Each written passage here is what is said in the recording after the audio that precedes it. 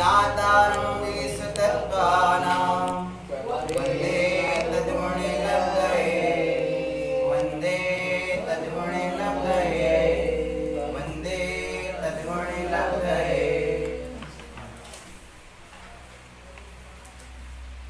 श्री तत्वा सूत्र जी आचार्य देव श्री उमा स्वामी जी प्रणीत जैन वाङ्मय का संस्कृत भाषा का आद्यतम ग्रंथ, जैन शास्त्रों में सर्वश्रेष्ठतम समग्र विषयों का परिचायक शास्त्र श्री तत्व सूत्र जी है। और हम यहाँ पर श्री पंचम अध्याय के माध्यम से अजीव तत्व का वर्णन देख रहे हैं। इस अजीव तत्व की विवेचना में हमारे आचार्य भगवान ने हमें बताया कि द्रव्य के प्रकार कितने हैं। द्रव्य 6 प्रकार के हैं: जीव, उद्गल, धर्म, अधर्म, आकाश और काल। जिनमें जीव द्रव्य अनंत अनंत है, उद्गल द्रव्य उससे भी अनंत अनंत है, धर्म द्रव्य एक अखंड द्रव्य है, अधर्म द्रव्य अखंड द्रव्य है, आकाश अखंड द्रव्य है और काल असंख्य प्रदेश द्रव्य है। काल एक प्रदेशी द्रव्य है। इनके प्रदेशों की भी गणना अलग अलग बताई है। इन सबको बताते हुए कहा ये द्रव्य हैं और जीव बहुत से हैं। ये द्रव्य नित्य हैं, अवस्थित हैं, जिनमें धर्म, अधर्म, आकाश और जीव अमूर्तिक है। उद्गल द्रव्य को मूर्तिक कहा गया है। अब हम आगे विषय पर जाते हुए कहते हैं आकाशादि द्रव्याणि धर्म द्रव्य एक है, अधर्म द्रव्य एक है और आकाश द्रव्य एक है। ये तीनों एक एक हैं। आकाशात आकाश पर्यंत एक एक द्रव्य हैं। धर्माधर्माकाश माने आकाश तक सभी एक द्रव्य है। धर्म द्रव्य एक द्रव्य, अधर्म द्रव्य एक द्रव्य, आकाश द्रव्य एक द्रव्य। ठीक है ना। अब क्रमशः एक एक द्रव्यों के विषय में और अधिक कहते हैं। निष्क्रियाणि च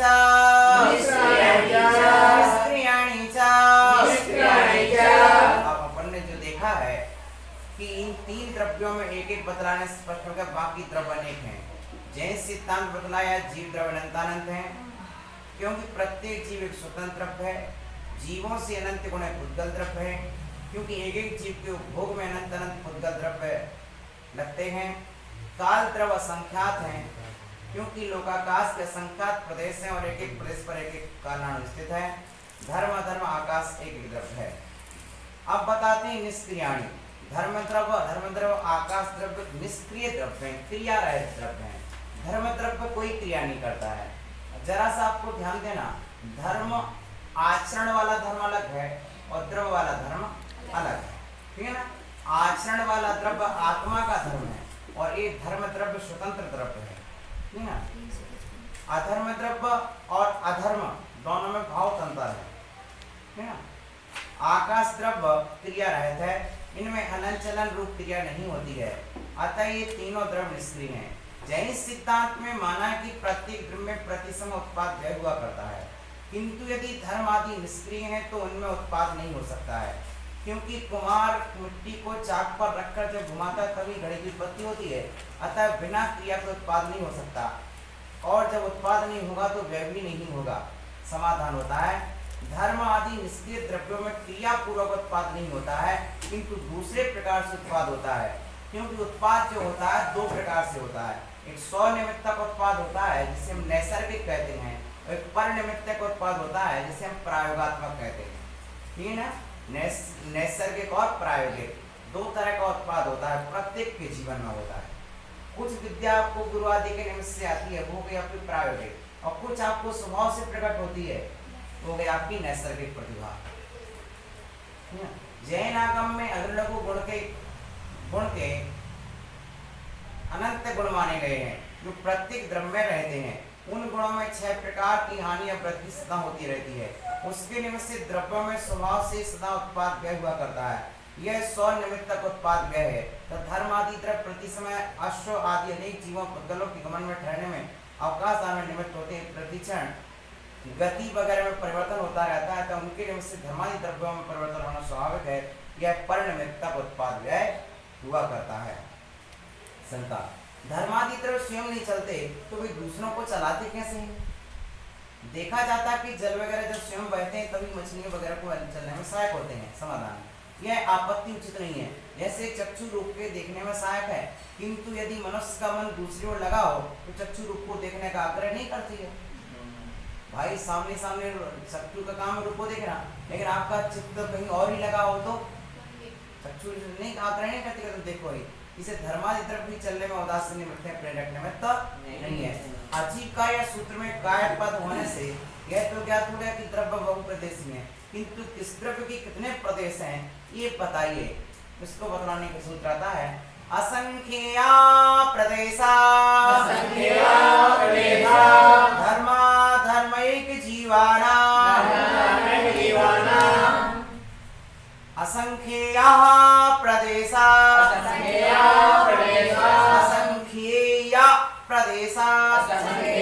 प्रदेशा धर्मा धर्मैक जीवाना धर्म द्रव्य अधर्म द्रव्य एक जीव द्रव्य, इनमें से प्रत्येक के असंख्यात असंख्यात प्रदेश होते हैं। कितने कितने प्रदेश होते हैं? असंख्यात असंख्यात प्रदेश होते हैं। जितने आकाश को पुद्गल का एक परमाणु रोकता है उतने क्षेत्र को प्रदेश कहते हैं। क्या कहते हैं? प्रदेश। कितने को कहते हैं?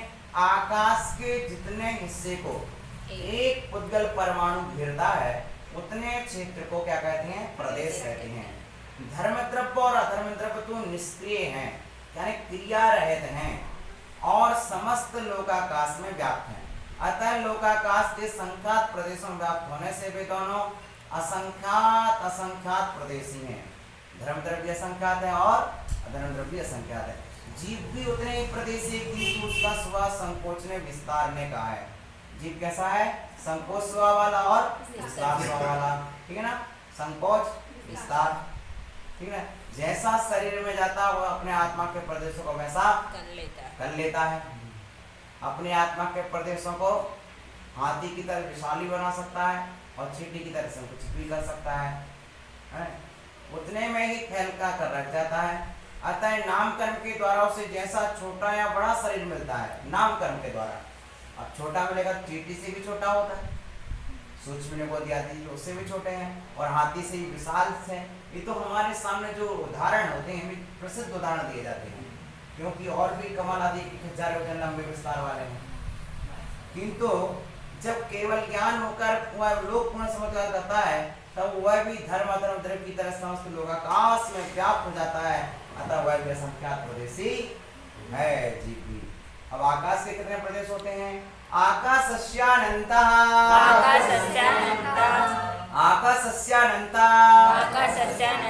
आकाश द्रव्य के अनंत प्रदेश हैं। कितने प्रदेश हैं आकाश के? अनंत प्रदेश हैं।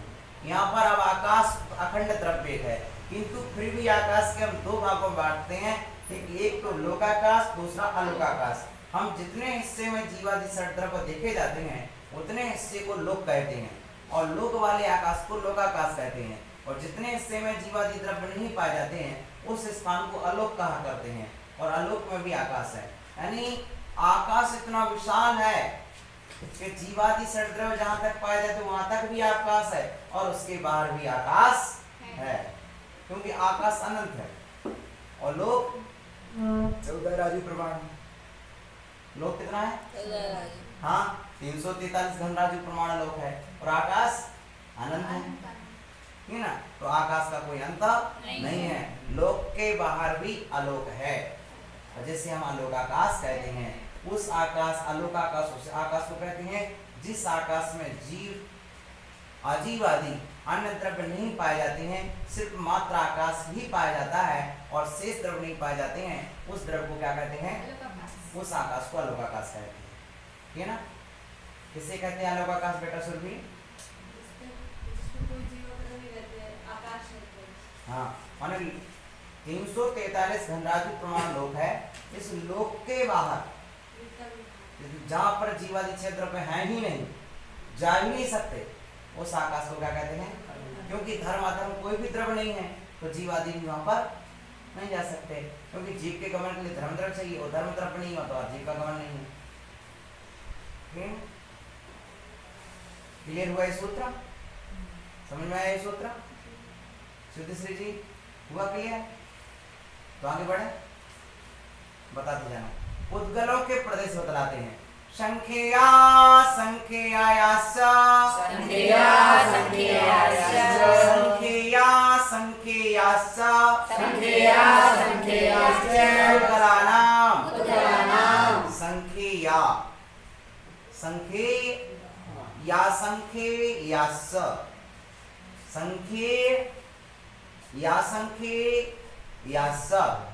तो संख्येय असंख्येय दो शब्द ये यहाँ पर, 4 शब्द से अनंत भी लेना है। और क्या लेना है? उद्गलानां। अब देखिए पुद्गल शब्द के रूप चलाएंगे। उद्गला, उद्गलौ, उद्गलाः, उद्गलम्, उद्गलौ, उद्गलान्, उद्गलेन, उद्गलाभ्याम, उद्गलै, उद्गलाय, उद्गलाभ्याम, उद्गलेभ्यः, उद्गलात्, उद्गलाभ्याम, उद्गलेभ्यः, उद्गलास्, उद्गलाभ्याम, उद्गलेभ्यः, उद्गलश्च, उद्गलयोः, उद्गलानां। ये षष्ठी का बहुवचन, ठीक है ना? सप्तमी में उद्गले, उद्गलयो, उद्गलेषु। हे पुद्गल, हे पुद्गलयो, हे पुद्गलौ, हे पुद्गलाः। इस तरह पुद्गल शब्द के रूप बन जाएंगे, आकारांत है, ठीक है ना? इसलिए युक्ति से सीखो, हमें कोई रूप रटने की जरूरत नहीं है, सिर्फ युक्ति लगाने की आवश्यकता। दुनिया के किसी भी साहित्य कोश से किसी भी शब्द के रूप आप बना के चला सको। अणु मुनि की तरह चले, साधु की तरह अणु के चल जाएंगे, गुरु की तरह अणु के रूप चलेंगे, ठीक है ना? 4 शब्द से अनंत लेना। यहाँ किसी पुद्गल द्रव्य के संख्यात प्रदेश है, किसी के संख्यात प्रदेश है, किसी के अनंत प्रदेश है। आशय शुद्ध पुद्गल द्रव्य तो एक अविभागी परमाणु है, किंतु परमाणु में बंधने बिछोड़ने की शक्ति है। परमाणु के मेल से स्कंद बनता है। सो कोई स्कंद तो 2 परमाणु के मेल से बनता है, कोई 3 परमाणु के मेल से बनता है, कोई 4 परमाणु के मेल से बनता है, कोई संख्यात के मेल से, कोई असंख्यात के मेल से, कोई अनंत परमाणु के मेल से बनता है। इसलिए अतः कोई संख्यात प्रदेशी होता है, कोई असंख्यात प्रदेशी होता है और कोई अनंत प्रदेशी कहा गया है। हो गया स्पष्ट? ये पुद्गल में संख्यात बना भी है, असंख्यात बना भी है और अनंत बना भी है, ठीक है? क्योंकि पुद्गल के अनेक प्रकार हैं। शंका आती है, लोक तो असंख्यात प्रदेशी है, लोक कितने प्रदेशी है? असंख्यात प्रदेश। उसमें अनंत प्रदेशी पुद्गल परमाणु पुद्गल द्रव्य कैसे रह सकता है? जब लोक ही असंख्यात प्रदेशी है, लोक कितना है? असंख्यात प्रदेश, तो उसमें अनंत प्रदेशी पुद्गल कैसे रह सकता है? बड़ी विचित्रता है। तो समाधान सुनो। एक और तो पुद्गलों के सूक्ष्म रूप प्रणमन करने की शक्ति है। पुद्गलों की शक्ति है कि पुद्गल सूक्ष्म रूप प्रणमन कर जाता है, पुद्गल सूक्ष्म रूप प्रणमन कर जाता है। दूसरी ओर आकाश में अवगाहन की शक्ति है। पुद्गल में सूक्ष्म रूप प्रणमन करने की शक्ति है और आकाश में अवगाहन देने की शक्ति है। आकाश में अवगाहन देने की शक्ति और उसमें प्रणमन करने की शक्ति है। अतः सूक्ष्म रूप पुद्गल एक एक आकाश के प्रदेश में बहुत से रह सकते हैं। सूक्ष्म रूप पुद्गल एक एक आकाश के प्रदेश में बहुत से रह सकते हैं। अब समुद्र से बाष्प उड़ी और पानी बाष्प उड़कर तो ऊपर पहुंच गया, बाष्प के रूप में पूरे सर्वत्र फैल के बन गया। इस तरह आपका सूक्ष्म पुद्गल परमाणु स्कंद नहीं हो, इस तरह से परमाणु का समूह स्कंद हो जाता है, प्रदेश से बहुत से रह सकते हैं। फिर ऐसा कोई नियम नहीं कि छोटे से आधार में बड़ा द्रव्य नहीं रह सकता। देखो चंपा के फूल की कली छोटी सी होती है, चंपा के फूल की कली छोटी सी होती है, ठीक है ना? जब वह खिलती है तो उसकी गंध पूरे में फैल जाती है। चंपा की कली कैसी होती है? छोटी सी होती है। लेकिन जब उसकी सुगंधी फैलती है तो पूरे में फैल जाती है। बोल जाती है। तो उसमें कितनी बड़ी गंध भरी हुई है चंपा की कली में। बहुत बड़ी। अतः लोकाकाश के असंख्यात प्रदेश में अनंत अनंत पुद्गल द्रव रह सकते हैं। जब चंपा की कली में इतनी बड़ी खुशबू रह सकती है, पूरे गली महक जाती है, कमरा महक जाता है, हैं? तो फिर उतनी गंदो समा के रखी थी अपने भीतर। परमाणु के प्रदेशों में विषय में कहते हैं, और क्या कहते हैं सुनो, नाड़ो नाड़ो ये नाड़ो शब्द कहाँ से आया भैया?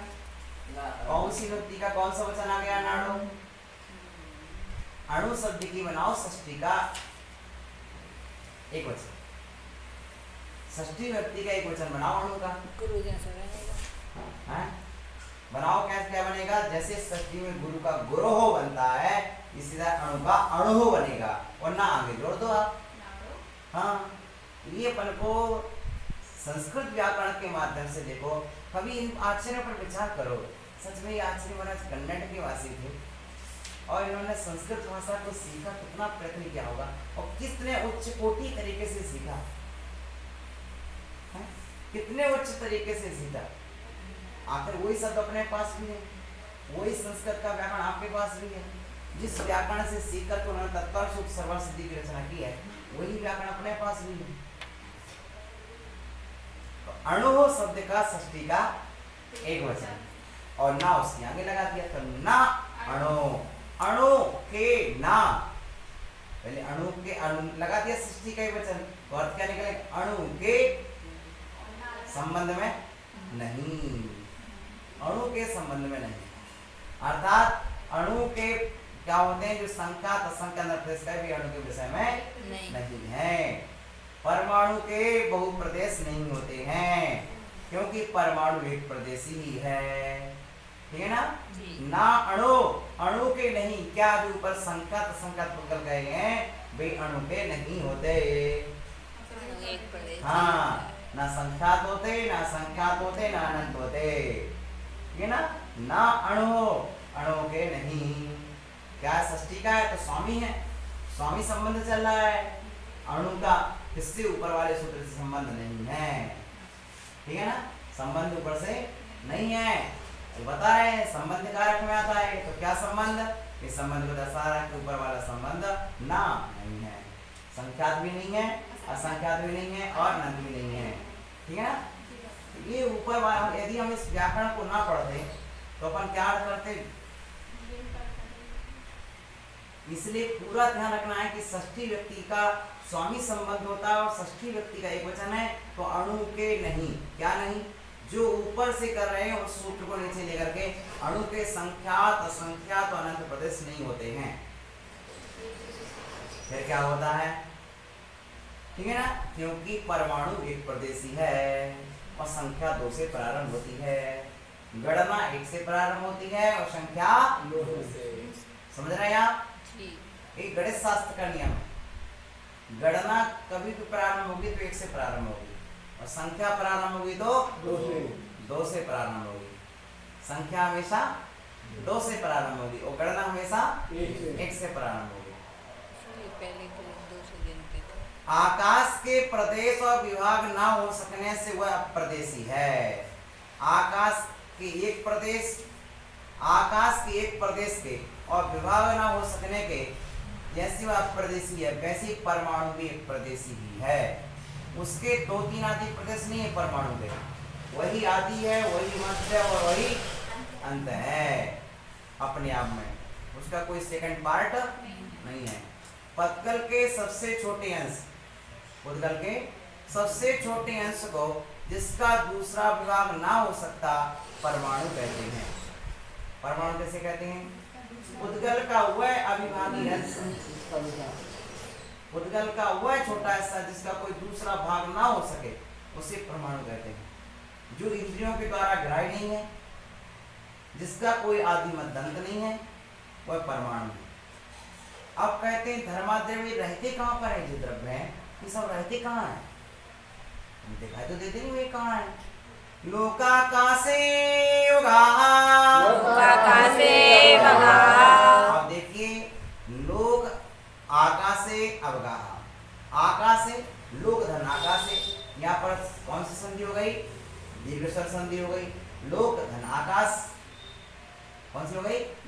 लोक धन आकाश, आकाश, अद्योश्री लोक धन आकाश, आकाश। तो लोकाकाश समाना सवर्णे परस्य लोकम, तो समाना सवर्णे दीर्घवती परस्य लोकम, फिर लोकाकाश हो गया। अब लोकाकाशे सप्तमी हो गई, आकाशे। अब हम आकाश के रूप चलाएं,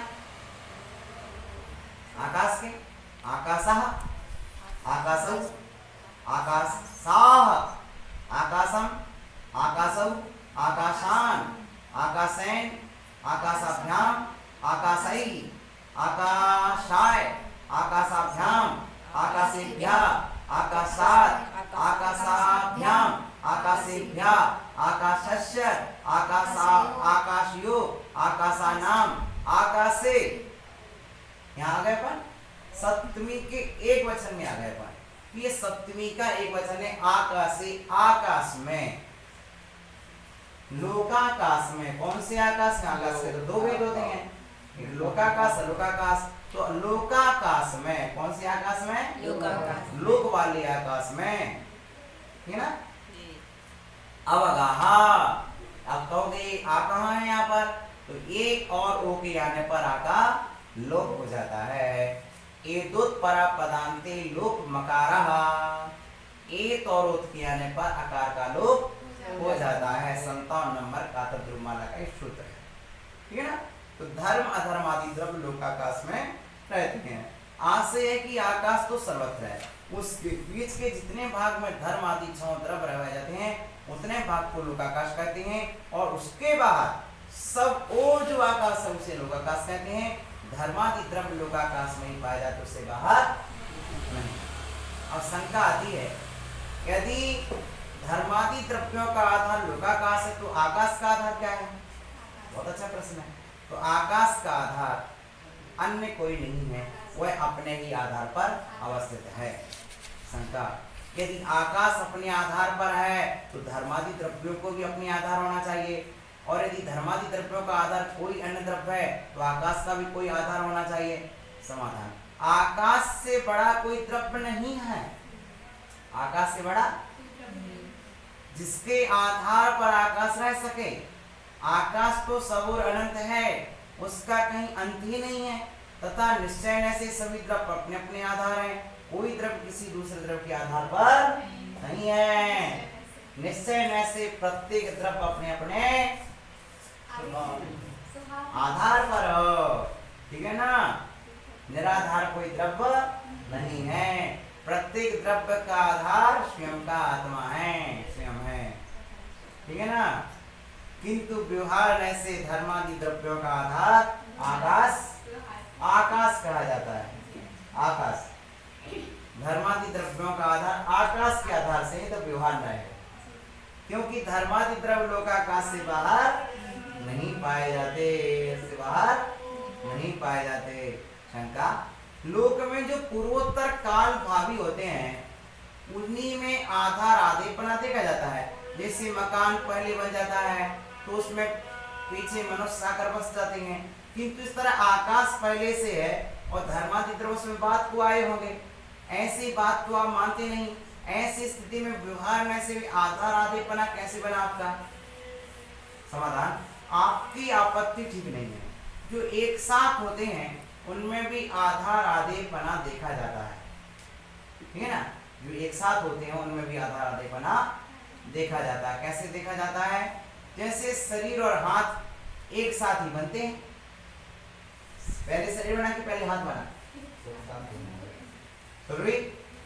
पूछो माता जी से, पहले शरीर बना कि पहले हाथ बना? तो शरीर में हाथ है, दोनों एक साथ बने हैं, फिर भी शरीर में हाथ है, ठीक है ना? ऐसा कहा जाता है। इसी तरह यद्यपि से भी द्रव्य बनादी हैं फिर भी आकाश में धर्मादि हैं, ऐसा व्यवहार होने में कोई दोष नहीं है। तो फिर धर्म और धर्म द्रव्य कहाँ रहते हैं बताइए, और बता दो। द्रव्य कौन द्रव्य कितने लोकाकाश में रहता है? धर्मा धर्मयो धर्मा धर्मयो कृष्णे कृष्णे धर्माधर्मयोः धर्माधर्मयोः कृष्णे। कृष्णे। अब देखिए ये धर्म शब्द के रूप चल गया। धर्मः धर्मौ धर्मः, अब अधर्म के रूप चला दो। अधर्मा अधर्मौ अधर्मा, समझ रहे हैं? तो षष्ठी का चलाओ। धर्म और अधर्म द्रव्य, धर्म और अधर्म द्रव्य, षष्ठी द्विवचन, धर्म और अधर्म। तो षष्ठी में द्विवचन में बनाएंगे तो क्या बनेगा? अधर्मयोः। अधर्म शब्द का रूप चलाओ। अधर्मा अधर्मौ अधर्मः, अधर्मम अधर्मौ अधर्मान, अधर्मेण अधर्माभ्याम धर्मैः अधर्मै अधर्माय अधर्माभ्याम अधर्मेभ्यः अधर्मात् अधर्माभ्याम अधर्मेभ्यः अधर्मस्य अधर्मयोः। आ गया यहाँ पर अधर्मयोः, अधर्माणाम अधर्मे अधर्मयो अधर्मेषु। इस तरह हम प्रत्येक शब्द के देख सकते हैं, है ना? कृष्णे ये धर्म और धर्म द्रव्यों का संबंध, षष्ठी ना, ये बात आपको ध्यान में रखना कि कौन सा कारक चल रहा है? संबंधी कारक। तो धर्म और धर्म द्रव्य का संबंध कहाँ है? कृष्णे, संपूर्ण में है। प्रकरण क्या क्या चल रहा था? लोकाकाश का, तो संपूर्ण लोकाकाश में है।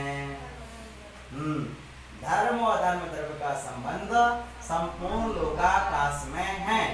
लोकाकाश से पहले कह चुके हैं, जो बात पहले कह चुके उसको दोहराना सूत्र शास्त्र में उचित नहीं होती है ना? जैसे मकान के एक कोने में घड़ा रखा जाता है, उस तरह से धर्म धर्म आकाश लोक में नहीं रहते, किंतु जैसे तिलों में तेल सर्वत्र पाया जाता है। तिली में तिली देखी, तिली में तेल कितने में रहता है? जैसे तिली में संपूर्ण तिली में तेल रहता है, उसी तरह संपूर्ण लोकाकाश में धर्म धर्म द्रव्य है। ठीक है ना? इस तरह का आपका ये विषय है। और कुछ विशेषता तो आगे आचार्य आगे इस विषय को कहते हैं। अब ये कितना है? एक प्रदेशादिषु भाज्या उद्गलानां, एक प्रदेशादिषु भाज्या उद्गलानां। अब उद्गलानां ये षष्ठी का बहुवचन, तो जब षष्ठी का बहुवचन है तो उसका कारक पकड़ेंगे। उसका कारक कौन सा है? संबंध स्वामी है। तो पुद्गलों का जो संबंध है वो कहाँ से है? लोकाकाश के किस हिस्से से संबंध है उसका? भाई लोकाकाश का वर्णन चल रहा है, और पुद्गलों का तो लोकाकाश के कितने हिस्से से उसका संबंध है? एक प्रदेशादिषु, लोकाकाश के एक प्रदेशादिषु, एक प्रदेश आदिषु, आदिषु एक प्रदेश आदि में भी पुद्गलों का संबंध है। माने एक प्रदेश में भी है, संख्यात में भी है, असंख्यात में भी है और अनंत में भी है। अणु का तो एक प्रदेश में है, स्कंद का संख्यात असंख्यात अनंत में भी है। ठीक है, ये बात हो गई। अब तो जीव द्रव्य है। जीव द्रव्य कितने हैं बेटा? अनंत है। तो वे कितने हिस्से में रहते हैं? असंख्येय भागादिषु, असंख्येय भागादिषु, असंख्येय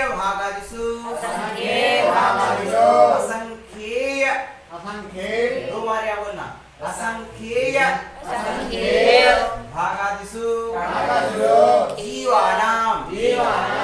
जीवानाम कौन सी व्यक्ति का कौन सा वचन है? बोलिए भाई। ये षष्ठी का बहुवचन है। षष्ठी का तो जीवानाम, जीवों का कौन सा कारक है? षष्ठी संबंध, संबंध है। और जी षष्ठी में संबंध को दर्शाती, स्वामी को दर्शाती षष्ठी। तो जब स्वामी को दर्शाते तो जीवों का संबंध कहाँ है? तो लोकाकाश। तो लोकाकाश की कितनी जगह में है? असंख्य भाग आदि में। एक जीव का संबंध लोकाकाश के असंख्यात विभाग में है। ठीक है ना? लोक के असंख्यात विभाग आदि में जीवों का अवगाह है। लोकाकाश के असंख्यात भाग करने पर जो एक असंख्यात भाग होता है, कम से कम उस एक असंख्यात विभाग में एक जीव रहता है। ये बात यहाँ पर दर्शाई है। क्योंकि सबसे जघन्य अवगाहना सूक्ष्म निबोधि अधिक होती है, सो वह जीव लोक के असंख्यात विभाग स्थान को रोकता है। यदि जीव की अवगाहना बड़ी होती तो लोक के 2, 3, 4 आदि असंख्यात विभाग में रहता, यहाँ तक कि सर्वलोक में व्याप्त हो जाता। से विषय को अपन आगे देखेंगे। ओम नमः शिवाय। ओम नमः शिवाय।